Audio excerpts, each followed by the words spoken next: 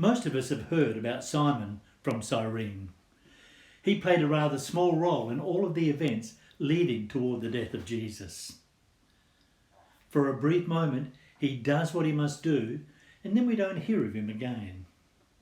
If we read Luke 23, verse 26, it says, "As the soldiers led him," that's Jesus, "away, they seized Simon from Cyrene, who was on his way in from the country. And they put the cross on him and made him carry it behind Jesus." Now we know that Simon was from Cyrene, which is a city in northern Libya. Mark also adds that he has two sons, Alexander and Rufus. Now it's suggested that Simon was a Jew who had travelled to be in Jerusalem for the big Passover celebrations. Acts 2 says that on the day of Pentecost, there were Jews in Jerusalem from many places right around the world, including Cyrene in Libya. However, on this particular Friday morning, he was just one person in a very large crowd in the city of Jerusalem. There was a lot going on in the city at that time, including the arrest and the trial of Jesus. Mark chapter 15 tells us that Jesus had been flogged with a lead-tipped whip and as well struck about the head. They had taunted him, he was spat upon, he was mocked, he was made fun of. Jesus was then ordered to carry his very own cross to Golgotha.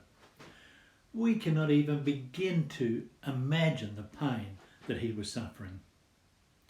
As they made their way toward Calvary, it became clear to the executioners that Jesus did not have the strength left to carry the cross any further at all.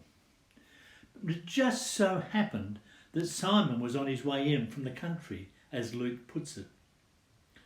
Some may say, in the right place, but at the wrong time.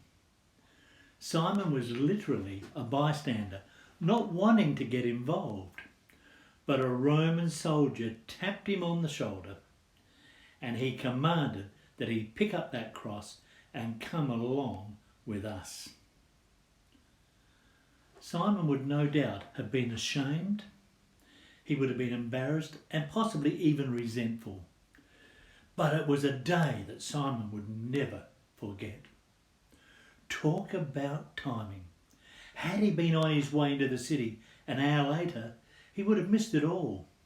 Or had he walked a little slower, or a little faster, or had entered the city by another gate, he would have seen nothing.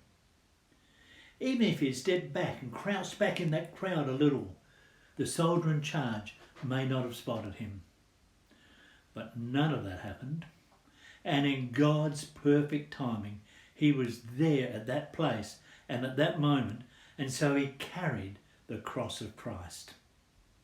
Simon met with Jesus under extremely difficult circumstances.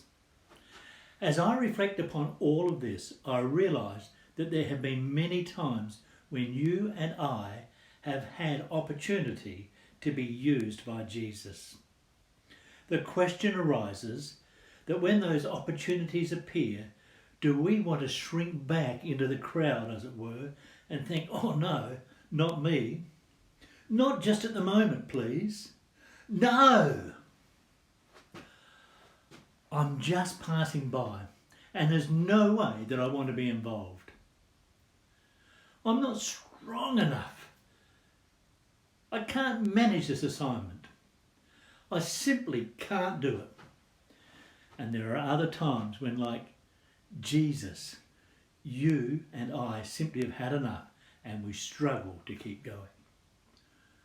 Who is it that God has provided for you, to stand with you and to walk with you and to encourage you? Do you let them help you? It may be someone completely unknown to you, someone unexpected, someone just passing by, or it may be someone that you know quite well. I dare say that Simon, as he reflected upon his small 1 or 2 verse role as described in the Gospels, that he gave thanks to God for all that he was able to do that he was able to make a difference. Simon was known, loved and chosen by God from before the very foundation of the world. God moved a hardened soldier to call out Simon to bring him and Jesus together. And let me remind you that God hasn't forgotten you and me. The old hymn based on Matthew 10 reminds us this: His eye is on the sparrow, and I know he watches me. I trust that you have a blessed week, and let me encourage you to go and make a difference.